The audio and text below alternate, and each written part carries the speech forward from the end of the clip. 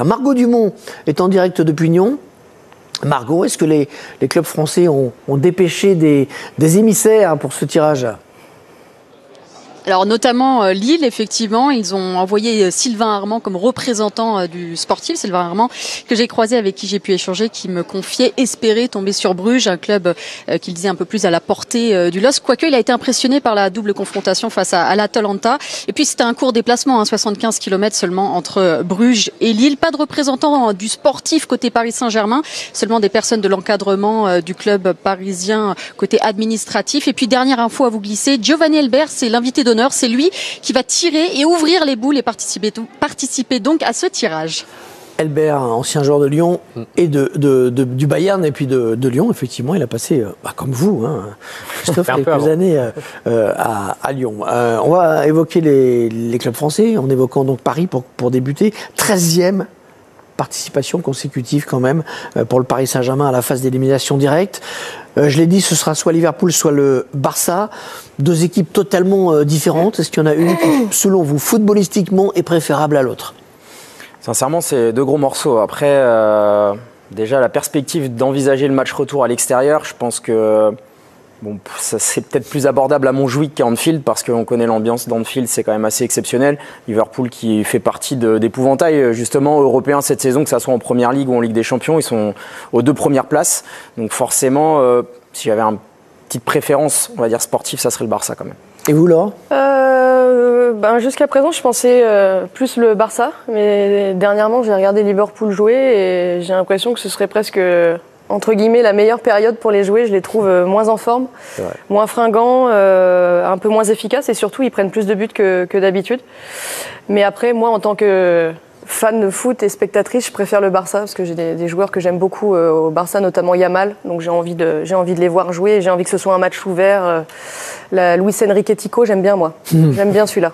On va dire qu'ils ont un petit coup de mou. Alors c'est relatif, il y a eu une défaite en Cup. Ils ont aussi eu quelques accros en championnat, notamment à Everton, dans un contexte un peu particulier pour le dernier match à Everton dans ce stade. C'est vrai que c'est une équipe qui potentiellement, en ce moment, a un peu moins de réussite. Parce qu'avant, même quand ils n'étaient pas bien, ils arrivaient dans les dernières minutes à faire la différence. Donc bon, voilà, c'est un petit coup de mou, mais il y a tellement de talent, vaut mieux passer à côté quand même. Ils sont toujours en tête de la Première Ligue, même si Arsenal a la possibilité de revenir à 5 points ce week-end. Ils ont terminé en tête de la première phase de Ligue des Champions. Juste, quand on est joueur, on rechigne à dire qu'on a un adversaire préféré, parce qu'on a peur que ça ne revienne comme un boomerang. Il avait dit qu'il voulait jouer contre nous. Vous, quand vous étiez joueur, vous aviez secrètement des adversaires préférés sur un tirage comme ça, par exemple ? Non, il y a des adversaires que parfois on préfère retrouver plus tard dans la compétition. Et effectivement, on ne peut pas toujours le dire parce que derrière, c'est le boomerang qui peut vous frapper très fort. Mais c'est vrai que pour avoir connu quelques tirages et les avoir suivis, on se dit toujours que si on a la chance de pouvoir tomber sur un adversaire le plus abordable possible, on dira toujours que c'est les meilleurs. Mais par contre, intérieurement, on est quand même satisfait. Ouais, c'est clair. Bon, ce soir, là, aujourd'hui, c'est la peste ou le choléra. Donc, donc ça va. Donc Liverpool ou le Barça, qui est en tête de la Liga également, mais à égalité avec le Real Madrid. C'est pas le Barça qui garde la balle pendant 3 heures de possession, mais c'est un Barça qui est très efficace et j'aime bien son style de jeu, moi. La meilleure attaque d'Europe.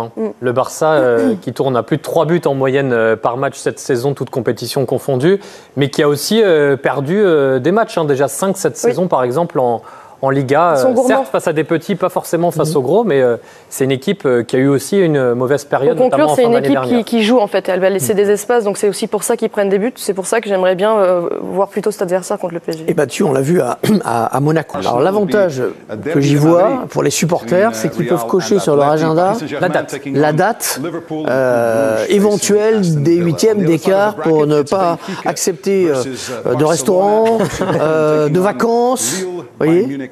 Ça peut servir quand même.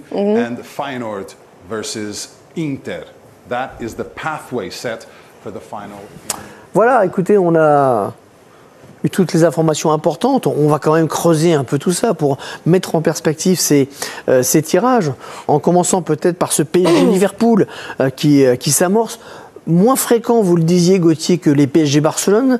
Ils se sont plus croisés depuis quoi, 2018, c'est ça? 2018, ce sera effectivement la 3e fois dans l'histoire des coupes européennes, cet affrontement entre le Paris Saint-Germain et Liverpool. Regardons d'abord les affiches. Regardez les 8 affiches qui sont sorties donc de ce tirage effectué il y a quelques instants sous vos yeux.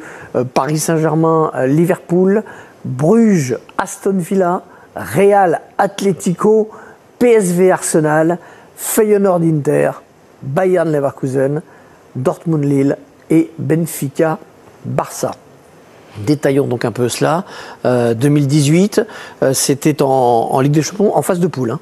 Oui, en phase de groupe. Il y avait eu également une demi-finale de Coupe des Coupes en 1997 auparavant, mais le dernier affrontement et le seul dans l'histoire en Ligue des Champions, c'était donc ces rencontres de phase de groupe de Ligue des Champions en 2018, à l'époque de Thomas Tuchel, et c'est d'ailleurs la saison où Liverpool a gagné la Ligue des Champions. On va répéter peut-être ce qu'on disait en avant-match, enfin en avant-tirage, pardon, mais avec la certitude maintenant que ces confrontations vont exister. Liverpool, c'est du chaud, c'est du dur, mais c'est un peu moins bien en ce moment. On rappelle que les matchs ont lieu assez vite, dans 15 jours. Hein. Ouais, c'est une équipe qui est un tout petit peu moins en forme. Ils étaient tellement bons dans cette première partie de saison que ça ressemblait vraiment à l'épouvantail de cette Ligue des Champions, mais depuis, allez, je dirais 3 semaines, moi, j'ai vu aussi ce match contre Wolverhampton où ils ont pas cadré un tir en... C'est le week-end dernier où ils ont gagné 2-1, mais c'était pas totalement maîtrisé. C'était un faux score en fait, et donc ils ont du mal à gagner, ils prennent plus de buts, ils en marquent moins, ils ont moins de réussite aussi, parce qu'il y a aussi ce facteur chance qui n'est plus avec eux. Donc c'est entre guillemets la meilleure période, je pense, pour les affronter sans trop de dommages. Je vous rappelle que Lille jouera contre le Borussia Dortmund. On va entendre un ancien joueur du Paris Saint-Germain, désormais, qui est au LOSC, c'est Sylvain Armand. Il est avec Margot Dumont. Une première réaction lilloise après ce tirage qui donc donne Dortmund comme adversaire au LOSC. Ouais, vous m'aviez confié préféré Bruges, finalement ce sera donc Dortmund. Quel est votre ressenti sur ce tirage? Oui, préféré Bruges parce que c'était surtout à côté et le déplacement était moins loin. Maintenant on savait que ça allait être, quoi qu'il arrive, un match difficile, et ce sera difficile. Donc on va jouer une belle équipe, une belle affiche. Donc déjà d'être très content d'être ici au tirage des 8e, c'était déjà quelque chose d'extraordinaire. Voilà, on va jouer le finaliste de la saison passée, une belle équipe, une équipe allemande où on sait très bien qu'il y a du jeu. Ça va être à nous maintenant d'étudier cette équipe. On sait aussi qu'ils ont le meilleur buteur de la Ligue des Champions, donc il y a beaucoup de belles choses à faire, à vivre, et il y a aussi le point positif de recevoir à domicile au match retour. Donc, puis il y a Thomas Meunier aussi qui jouait encore en début de saison dernière à Dortmund, il va pouvoir vous aider un peu. Oui, il va nous aiguiller sur peut-être pas mal de choses, on lui demandera un petit peu ce qu'il en pense, mais c'est surtout nous, c'est une belle affiche. À nous de déjouer les pronostics puisqu'on n'est pas forcément les favoris, ce qui est légitime. Donc une belle affiche, un beau match sur 2 confrontations, et puis avec un stade plein, donc ça va faire une vraie belle compétition, et puis à nous d'aller chercher les quarts finales. Merci beaucoup Sylvain, et bonne chance pour ces 8e. Merci. Ils ont raison d'être ambitieux, les Lillois. C'est tout à fait jouable. Dortmund, même si ce n'est pas facile, on vous montrera dans quelques minutes des images d'archives qui datent de plus de 20 ans, car Lille et Dortmund, figurez-vous, se sont déjà qualifiés, croisés en Coupe de l'UEFA. Revenons un instant sur Liverpool, donc futur adversaire du Paris Saint-Germain. Donc c'est vrai que c'est une équipe qui a vraiment grande qualité, des joueurs de talent, d'impact. Il y a aussi l'arrivée d'Arne Slot qui a pris la suite de Jürgen Klopp. On pouvait se poser la question justement de cette succession, et on sent qu'il a suivi un fil conducteur. Il a relancé des joueurs comme Gravenberch, comme Gakpo qui aujourd'hui rayonnent. Donc il y a de grosses individualités. Par contre, ce que je trouve énorme chez eux aussi, c'est cette capacité à répéter les efforts qu'ils ont un petit peu moins en ce moment, à l'inverse du Paris Saint-Germain. Donc ça peut être quelque chose de bénéfique. Vous les trouvez vraiment un peu moins bien dans le jeu, ou c'est juste les résultats qui sont un peu moins bien? Non, ils sont un peu moins bien. À l'image de ce qu'ils ont fait avant en Villa contre Wolverhampton, ils se sont complètement écroulés en fin de match. Avant, c'est quelque chose qu'on ne voyait pas en début de saison. C'était rouleau compresseur jusqu'au bout, peu importe l'adversaire. Et là, vraiment, dans le jeu, ça reste costaud. Mais je trouve qu'ils ont peut-être un petit peu de pénurie physique aujourd'hui qui les dessert et qui ne leur permet pas vraiment d'assurer l'impact jusqu'au bout. Et il y a aussi eu un manque d'inefficacité un manque d'efficacité plutôt sur les dernières rencontres. Il n'y avait pas d'inefficacité en début de saison, et là, il y a un manque d'efficacité aussi sur les dernières rencontres. Il y a eu un raté d'ailleurs mercredi de Darwin Nunez incroyable contre Aston Villa. Voilà, c'est peut-être le bon moment. J'ai hâte de voir juste sur cette confrontation, c'est la gestion de Salah finalement, parce que c'est quand même défensivement, je parle pour le PSG, qui va se retrouver dans une zone avec Nuno Mendes qui n'est pas un défenseur, on va dire, incroyable. C'est un contre-attaquant qu'on apprécie beaucoup quand même dans les journées de Ligue des Champions. Mais la gestion de Salah va être un élément clé de ce match, je pense. Et on a parlé de Salah au PSG la saison prochaine aussi. Ouais. Il sera au PSG, mais pour jouer un match dans un premier temps. On va voir s'il aime le stade déjà. C'est un match qu'on a très envie de voir. C'est quoi la bonne nouvelle? C'est qu'il sera sur Canal. C'est vraiment. Et on verra d'ailleurs Liverpool dimanche à Manchester contre Manchester City pour une belle affiche en Première Ligue où on pourra déjà jauger en direct sur Canal comme tous les week-ends cette équipe de Liverpool. On va pouvoir suivre Liverpool jusqu'au match contre Paris, aller et retour, non-stop. Tous les matchs sont retransmis sur les antennes de Canal. Et donc, un énième derby entre le Real Madrid et l'Atlético. Ce sera la 5e fois qu'ils se croisent en Ligue des Champions, c'est ça? Il y avait eu une demi-finale aussi de Coupe d'Europe des clubs champions en 1959, mais c'est vrai que dans l'ère Ligue des Champions, ce sera la 5e fois. Et il y avait eu surtout 4 confrontations d'affilée, 2014, 2015, 2016, Énorme. 2017. Incroyable. Et vous voyez le petit logo à droite, à chaque fois, c'est la Real Madrid qui soit a gagné la finale, soit s'est qualifié pour le tour suivant. 4 années de suite, toujours à des hautes altitudes, 2 finales, une demi, un quart, et de quoi donner des cauchemars quand même aux supporters de l'Atlético. Est-ce qu'il y a de quoi être traumatisé? Est-ce que on peut imaginer que l'Atlético fasse un complexe contre le Real? Franchement, sur les derniers épisodes en Ligue des Champions, je pense que oui. Ça reste, on en a parlé pour le PSG un paquet de fois avec le syndrome de la remontada. Est-ce que ce club va réussir à vaincre ses démons? Évidemment que d'affronter le Real, c'est impactant pour cette équipe, mais il y a forcément un jour où ça peut tourner. Alors c'est vrai que cette année, ils sont pas très loin en championnat. Ils ont fait une meilleure campagne de Ligue des Champions finalement que le Real. Donc les espoirs sont permis. Le dernier match que j'ai vu, enfin la confrontation que j'ai vue en... Il y a eu 2 fois un partout cette saison en Liga entre les deux équipes et il n'y a qu'un point d'écart. C'était très disputé. Parfois, c'est vrai que pour un club habitué aux joutes européennes, jouer à un local, ça peut être déstabilisant. On a vu parfois des équipes se dire je préférerais jouer à un club étranger, là on se connaît trop. Ouais, et puis là pour le coup, je trouve que ça peut donner un peu de force à l'Atlético parce que je trouve que sur les confrontations, en tout cas les toutes dernières en championnat, ils n'ont pas du tout été dominés. Au contraire, ça a été très chaud pour les deux et c'était des matchs assez sympas à regarder. Et vous voyez les 2 photos derrière nous. Mbappé et Griezmann aussi. Pour nous, Français, évidemment. Cocorico. Ça va être un duel intéressant à suivre, sachant que Griezmann, cette saison, il marque moins de buts que Kylian Mbappé, mais en Ligue des Champions, il en a mis déjà des buts Puis j'ai cette saison, le Français. Ce personnage est en train de s'envoler, notre Mbappé, là. Donc on peut voir quelque chose de sympa pour les 2 Français. Ouais. Et vous savez quoi? Ce sera sur Canal. Oui. Aussi, tous les matchs sont sur Canal. Comment les Madrilènes réagissent-ils, les Madrilènes du Real réagissent-ils à ce tirage au sort? Kylian Mbappé avait dit qu'il préférait l'Atlético pour des raisons pratiques. Emiliano Butragueño est avec Margot Dumont, le représentant du Real, l'ex-buteur légendaire du Real. C'est bon? Emilio, you will face l'Atlético de Madrid. L'Atlético de Madrid. There was two finals in the last 10 years. Qui a déjà affronté 2 finales ces dernières années. Comment vous avez affronté ce tirage? Eh bien, nous connaissons très bien les 2 équipes. Nous avons déjà aussi été ex-aequo. Nous savons que ça va être vraiment très difficile. Il y a des joueurs de bonne qualité des 2 côtés, donc ça va être vraiment des matchs qui vont être très serrés. Nous allons jouer en plus le match retour à l'extérieur, ce qui nous oblige à faire de très bons résultats au Bernabéu. Et donc on fera tout ce qui est à notre pouvoir, comme toujours, bien sûr, pour gagner, avec l'appui aussi de notre public, pour que notre équipe puisse donner tout ce qu'elle a en elle, comme nous l'avons fait par exemple avec le Manchester City, parce que bien sûr l'objectif c'est de nous classifier pour les quarts de finale. Merci. On rappelle que le match aller aura lieu à Bernabéu. Un mot sur l'autre derby, Bayern-Bayer. Donc Bayern Munich, Bayer Leverkusen.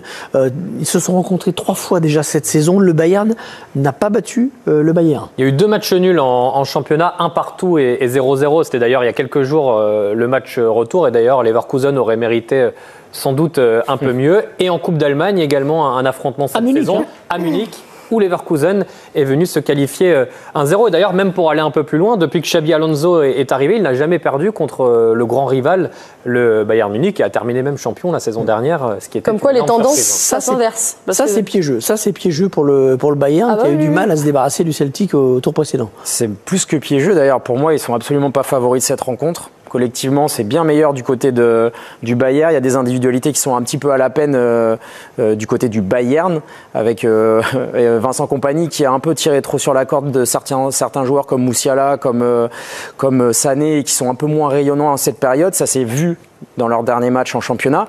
Et honnêtement, pour moi, le Bayer Leverkusen a vraiment une longueur d'avance. Regardons une dernière fois le tableau final, comme un tableau de tennis, avec tous les adversaires potentiels. Vous voyez que le Paris Saint-Germain est dans la partie gauche, face à Liverpool. Potentiellement derrière Bruges ou Aston Villa, et puis les équipes que Paris sur son chemin, si jamais ça continuait, pourrait croiser, bien un des deux Madrid, Arsenal ou le PSV. Lille, et c'est la bonne nouvelle, les deux clubs français ne se croiseront pas avant une éventuelle finale. Lille est à droite face à Dortmund, avec un quart de finale, un quart de finale en perspective contre soit Benfica, soit Barcelone. Un tableau peut-être un peu plus ouvert, je ne sais pas. Il y a l'Inter aussi. Il y a l'Inter. Et il y a le Bayern qui, rappelons-le, espère aller en finale, puisque la finale sera à Munich le 31 mai. Si c'est la nouvelle formule qui fait ça, mais je trouve que c'est plus homogène, en tout cas au niveau du tableau. Parfois, je me souviens que le PSG, la saison dernière, on avait l'impression qu'il y avait un côté qui était clairement plus ouvert. Là, c'est... des deux côtés, franchement, même l'Inter, c'est pas un cadeau.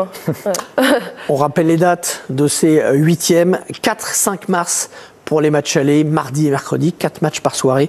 Et 11-12 mars pour les rencontres retour. Lille jouera donc contre Dortmund. Un Dortmund, on l'a dit, en crise, 11e en championnat.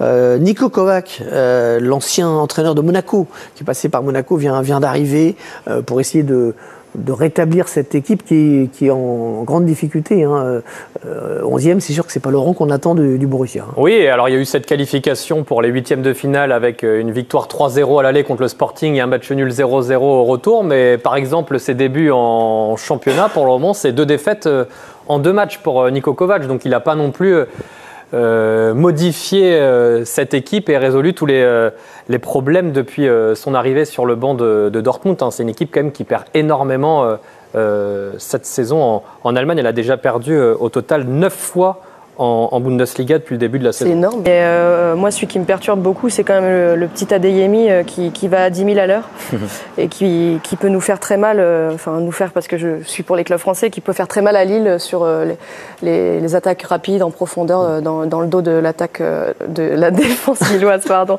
Adeyemi, il me stresse. Ah, mais à ce temps-là, elle dort d'habitude.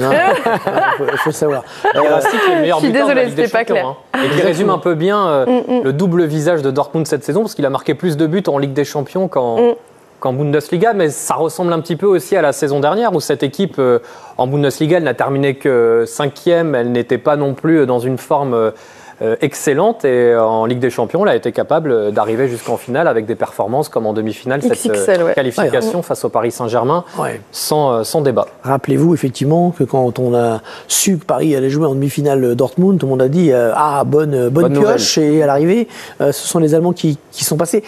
Et il y a du talent. On parle de Guirassy, on parle d'Adeyemi, Gittens, Malen. Il y a des joueurs individuellement capables de faire mal. Malen n'est plus là. Ah oui, ouais. Il est signé à Aston Villa, mais il y a Julian Brandt aussi qui est l'organisateur du jeu.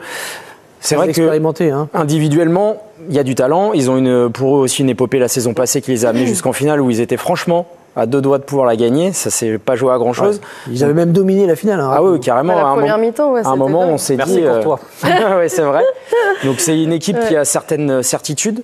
Par contre, là où le bas blesse pour eux, c'est que ça s'est très mal passé en interne au club avec Nouri Sahin. Ils ont démarré une spirale négative en championnat, et ça gangrène un petit peu tout ce qui se passe au club. Et même l'arrivée pour l'instant de Kovac porte pas toujours ses fruits. Alors cette qualification, elle fait du bien, mais leur match retour face au Sporting, face à un Sporting C, ne ressemblait pas à grand chose. Donc vraiment, l'espoir est permis largement pour les Lillois. On rappelle si on se projette sur la suite, que si Lille passait contre Dortmund, il y aurait le vainqueur de la confrontation Benfica-Barcelone. Et pour Paris, mais on en reparlera tout à l'heure. Et si Paris passe Liverpool, là, il y a des perspectives intéressantes. Il y a Bruges ou Aston Villa à suivre derrière. Vous diriez pour Dortmund-Lille que c'est quoi? C'est du 55-45? On a entendu que Sylvain Armand dit on n'est pas favori. Moi, je dis 50-50. Ouais, c'est... Moi, perso, je donne un avantage à Lille parce que collectivement, je les ai vraiment trouvés impressionnants cette année. Malgré les absences de certains joueurs comme Zegrova ou Jonathan David, ils arrivent toujours collectivement à faire la différence. Il y a l'arrivée d'Akpom qui est un joueur intéressant. Donc, moi, je les mets un peu devant quand même. Ouais, et en plus, il y a quelque chose. Ils reçoivent en plus. Et ils ont joué le Real, l'Atlético, la Juve. L'air de rien, ça vous décomplexe. Il y a plus de complexe d'infériorité. C'est pas l'événement, on arrive en 8e, un club qui est au-dessus. Non, des grands, ils les ont joués, ils les ont battus. Ils vont regarder avec les grands yeux l'écusson de Dortmund. Je pense que cette année, ils ont affronté des équipes qui sont énormes, encore plus grandes que Dortmund au niveau de l'histoire. Donc, ils n'ont aucun complexe à se faire. Et je pense que mentalement aussi, ils ont franchi effectivement un palier depuis les poules. PSG Lille, Dortmund, PSG Liverpool, Dortmund Lille. Merci à tous, merci à Manu Paye et toute la régie. Alors, le tirage au sort des 8e de finale de la Ligue des Champions a eu lieu le 21 février dernier à Nyon. Et voici les grosses affiches, les affiches en général des 8e de finale. On aura PSV Eindhoven, le club des Pays-Bas contre Arsenal. On aura le Real Madrid contre Atlético Madrid. Grosse affiche, grosse rivalité. On sait que c'est une rivalité historique. Encore une fois de plus, on aura Simeone face à Carlo Ancelotti. On a le PSG qui affrontera Liverpool. C'est la grosse affiche de ces 8e de finale. Parce qu'on sait que Liverpool en ce moment marche sur l'eau depuis le départ de Jürgen Klopp, le nouveau coach. Fait du très bon travail. Liverpool est considéré comme la meilleure équipe du monde actuellement. Et Paris se porte très bien. Ils ont gagné par 7-0 Brest récemment. On se demande donc que vaut ce pari face aux grosses cylindrées européennes telles que Liverpool. Donc ce sera l'occasion de voir la réelle puissance de Liverpool et Paris. Dans la prochaine vidéo, on va faire un focus sur l'affiche Paris Saint-Germain-Liverpool. On a une autre affiche, Borussia Dortmund contre Lille. Bayern Munich, Bayern Leverkusen, ne sera pas facile. Puis Feyenoord, Inter de Milan. Donc c'est clair que la grosse affiche, c'est bien sûr Liverpool, Paris Saint-Germain. Quart de finale potentielle, on aura le vainqueur de PSV contre Arsenal qui affrontera le vainqueur de Real Atlético, le vainqueur de Benfica Barcelone qui affrontera le vainqueur de Dortmund Lille pour les quarts de finale, et puis le vainqueur de Bayern Leverkusen qui affrontera le vainqueur de Feyenoord Inter de Milan. Voilà. Donc c'est ça. Et puis les demi-finales potentielles, ce sera le gagnant du quart de finale 2 contre le gagnant du quart de finale 1. Et puis le gagnant du quart de finale 4. Dans les deux grosses affiches opposent donc Liverpool au Paris Saint-Germain, ainsi que le derby madrilène Atlético contre Real Madrid. Alors, dites-moi en commentaire quelle est l'affiche qui vous passionne le plus, l'affiche que vous allez regarder.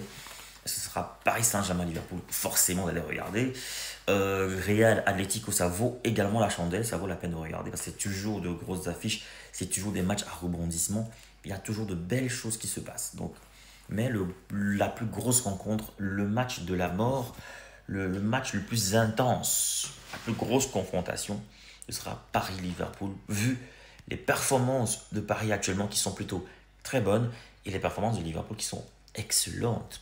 Alors, que valent ces équipes dans une compétition à élimination directe, dans un match à élimination directe, dans un match coup près?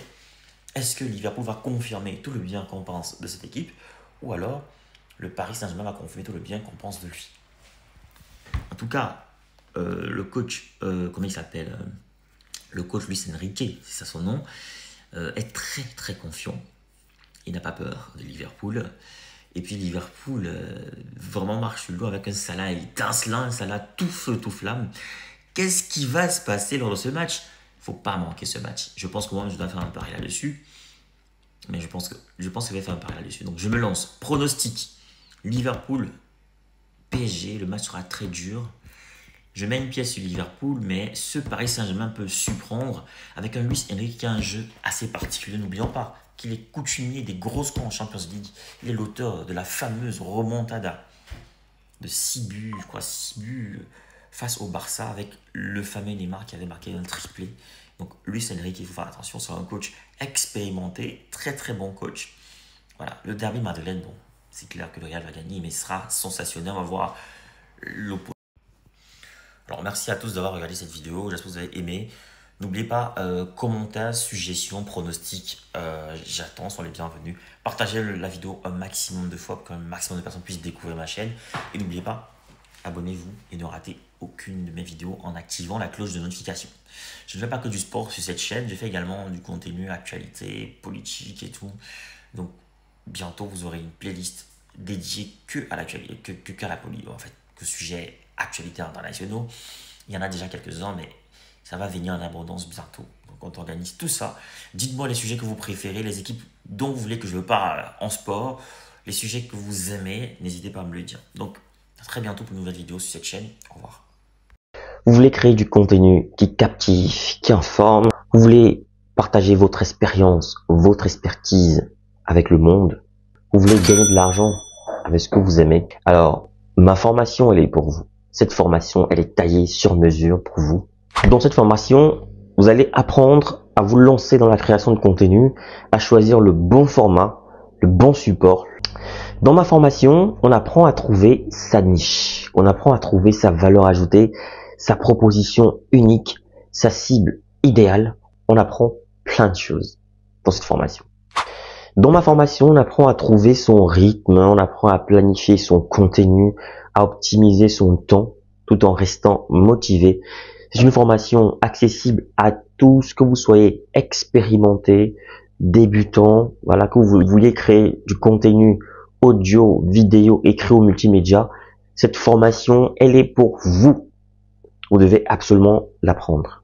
Alors cette formation est flexible, vous pouvez la suivre à votre rythme, selon vos disponibilités, vos besoins, vos envies, et elle ne coûte pas cher. 150 € pour tous les résidents en Occident et 75 000 francs pour tous ceux qui résident en Afrique. 75 000 francs CFA seulement. Alors qu'est-ce que tu attends? Souscris rapidement à cette formation parce que les places sont limitées à 50 places maximum et il y aura des formations chaque mois. Chaque formation dure 2 semaines minimum et 1 mois pour ceux qui ont du mal. Il y aura 2 semaines en plus de rémédiation pour essayer d'aider les autres. Alors, appelle ce numéro rapidement et surtout, écris à cet email pour souscrire à cette formation. Voilà, le numéro, je rappelle, 0467 81 59 18, précédé du plus 32. Donc, je reprends, plus 32 0467 ou alors plus 32 467 81 59 18, disponible bien sûr par appel et sur WhatsApp ou alors écrivez-moi tout simplement par mail pour souscrire à votre formation. Donc je vous attends nombreux et les places sont très limitées. Donc à très bientôt.